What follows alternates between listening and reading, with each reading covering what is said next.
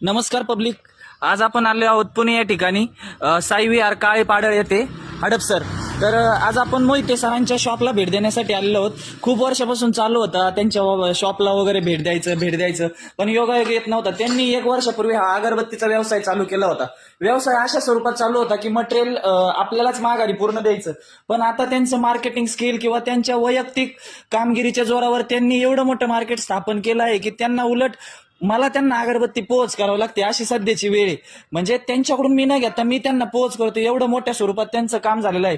त्यांनी प्रॉपर सिटीच्या ठिकाणी असे 2 ते 3 गोडाऊन चालू केले आहेत. इथे रॉ मटेरियल वगैरे, आणि सगळ्यात महत्वाचं म्हणजे ते जॉब सुद्धा करत आहेत.